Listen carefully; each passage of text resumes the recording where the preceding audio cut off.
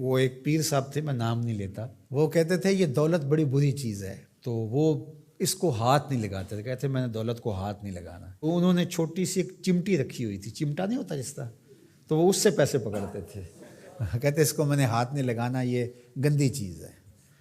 حالانکہ اس کی گندگی تو اس کا لالچ ہے، اور وہ تو صاحب تمہارے سینے کے اندر موجود ہے، چاہے چمٹے سے پکڑو چاہے ہاتھ سے پکڑو، بات تو ایک ہی ہے۔ لیکن اس پر بھی لوگ کہتے ہیں سبحان اللہ، وہ اس پر بھی خوش ہوتے ہیں کہ ہمارے پیر صاحب جو ہیں وہ دولت کو ہاتھ نہیں لگا رہے۔ تو یہاں تو لوگوں کا جب یہ ذہنی لیول ہوگا تو پھر ظاہر ہے یہ ڈرامے چلتے رہیں گے اور یہ چیزیں جو ہیں وہ جاری رہیں گی۔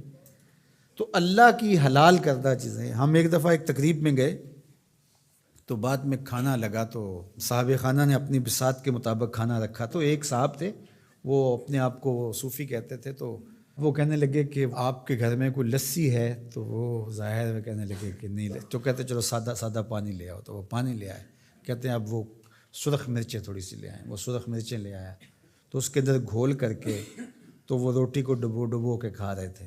میرے ساتھ 3-4 طالب علم تھے، تو میں نے ان کو آنکھ سے اشارہ کیا کہ یہ چاہ رہے ہیں کہ پوچھیں کہ حضرت یہ کیا ہے، تو میں نے کہا آپ نے بھی نہیں پوچھنا، لیکن خود ہی پھر کوئی 5-7 منٹ کے بعد وہ میں اصل سبزیاں گوشت کچھ بھی نہیں کھاتا، بس یہ لسی لے لیتا ہوں، اس میں یہ تھوڑا سا مرچیں ڈال لیتا ہوں اور روٹی سے میں، یہی میرا 12 سال سے یہ عمل ہے۔ تو نہ پھر لسی ملے تو پھر اس طرح پانی میں، تو وہ اس کے بعد وہ میرے تاثر لینا چاہ رہا تھا۔ میں نے کہا کہ میں تو اللہ کی ہر حلال شے کھا لیتا ہوں، میرے اللہ نے جو حلال کیا میں سب کھا لیتا ہوں۔ ان کی تو وہیں ہوا نکل گئی۔ تو یہ کس نے آپ کو حق دیا ہے کہ اللہ کی حلال کردہ چیزوں کو حرام؟